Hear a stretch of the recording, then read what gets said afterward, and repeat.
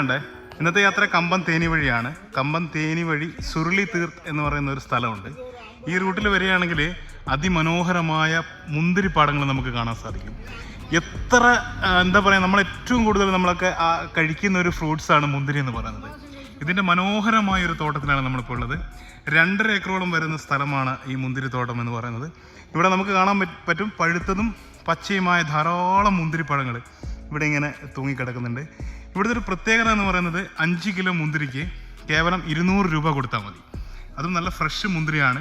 ഇവർ പറയുന്നത് 7 ദിവസം വരെ നമുക്കിത് സൂക്ഷിച്ച് വയ്ക്കാമെന്നാണ്. കണ്ടോ എത്ര മനോഹരമാണ് ഇതൊന്നും പഴുപ്പാകാത്ത മുന്തിരിയാണ്. പഴുത്ത മുന്തിരിക്കൊലകൾ ഞാനിപ്പോൾ കാണിച്ചു തരാം. കണ്ടോ എത്ര മനോഹരമാണ് ഈ മുന്തിരികൾ അല്ലേ.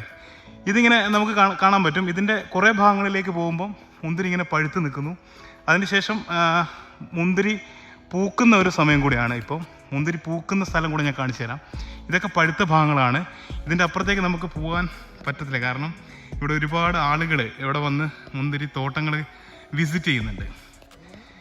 സാധാരണയായിട്ട് നമുക്കറിയാം മുന്തിരി കൃഷിയിൽ നമ്മുടെ നാട്ടിലൊന്നും, പ്രത്യേകിച്ച് കേരളത്തിലെ ചില സ്ഥലങ്ങളിൽ മുന്തിരി ഇപ്പോൾ കൃഷി ചെയ്ത് വരുന്നുണ്ടെങ്കിലും അത്ര സക്സസ് അല്ല. ഇപ്പം നിങ്ങൾക്ക് കാണാൻ പറ്റും ഇതിൻ്റെ തല മുട്ടി മുന്തിരി കുലകൾ ഇങ്ങനെ തൂങ്ങിക്കിടക്കുന്നത് നമുക്ക് കാണാൻ പറ്റുന്നത്. അതിമനോഹരമാണ്. ഇനി ഞാൻ വേറെ സൂത്രം കാണിച്ചു തരാം കേട്ടോ. ഞാൻ ഇങ്ങനെ പോവാണ് മുന്തിരിത്തോട്ടത്തിലൂടെ. അതിമനോഹരമായ മുന്തിരിപ്പാടങ്ങൾ നോക്കൂ. എത്ര മനോഹരമായിട്ടാണ് ഇവിടെ ഈ മുന്തിരി ഇവർ സെറ്റ് ചെയ്തിരിക്കുന്നതെന്ന് കണ്ടോ. ഒരു ഭംഗി എന്ന് പറയുന്നത് അതിമനോഹരമായ മുന്തിരിത്തോട്ടം. എന്തൊരു കൊതിയാകും നമുക്കിങ്ങനെ അല്ലേ. ഇത് രസമാണ് കണ്ടോ. അടിപൊളി മുന്തിരിത്തോട്ടം. ഇതിൽ പച്ചയും പാകമായതും പഴുത്തതുമായ മുന്തിരിത്തോട്ടമാണ്. ധാരാളമായിട്ട് മുന്തിരി കുലകൾ നമുക്ക് ഇവിടെ കാണാൻ സാധിക്കും.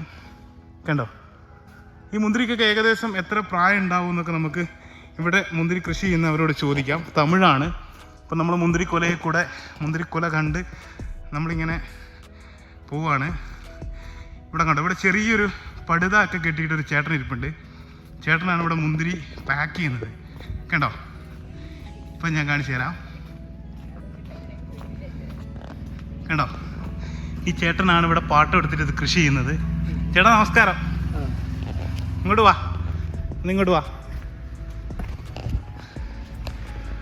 ഒന്ന് ഇവിടെ നിൽക്കുവോ? அண்ணா நம்ம வந்து மலையாளி. அதுக்கு தான் இது எத்தனை ஏக்கர் இருக்கு? இது 1 ஏக்கர். 1 ஏக்கர் இருக்கு. இது ഇതിന്റെ എത്ര വർഷമായി? 15 വർഷം ആச்சு சார். 15 വർഷം ആയി. ഇത് என்ன இனம் എന്ത് മുന്തിരി? இது பன்னீர் முந்திரி. பன்னீர். இதுக்கு பிரத்யேகதை என்னன்னா? பிரத்யேகம்னா இந்த டேஸ்ட் சூப்பரா இருக்கு. டேஸ்ட் எல்லாம் நல்லா இருக்கு. பன்னீர் திராட்சை இது. நல்ல டேஸ்ட் இருக்கு. இது எப்பதா பூக்கும்? இது 5 மாசத்துக்கு ஒரு தடவை. 5 மாசம் பனி செஞ்சா 5 மாசத்துக்கு ஒரு தடவை பழம் வரும். ஒரு வருஷத்துல எத்தனை தவணை இது நமக்கு விளவு பண்ணும்? ஒரு 14 மாசம் 13 மாசம் ஆனா 3 வெள்ளாம் வரும். 5 மாசத்துக்கு ஒண்ணுன்னா பாத்துக்கோங்க. 10 அங்கிட்ட ஒரு 4 5 3 13 மாசம் ஆகும். நம்ம நாட்டில் எல்லாரும் சொல்லுங்க இதுக்கு பெஸ்டிசைடு ரொம்ப ஜாஸ்தியா இருக்கு. அதுக்கு இடுவோம் பெஸ்டிசைடு மீன்ஸ் என்ன விஷம் இல்ல? அதெல்லாம் அடிக்க மாட்டோம்ல. விஷத்தை போய் இதுக்கு அடிக்க முடியுமா சாப்பிடுறதுக்கு? இதுக்கு பழுப்பு ஆயுதா சார்? ഇത് അതാ ഇയർക്കയിലെ പഴുത്തുന്നത്. ഇത് പാട്ടം എടുക്കുന്ന നിങ്ങൾ? ഒരു 1 ഇയറില. ഇത് എവിടത്താ വിൽക്കൂ?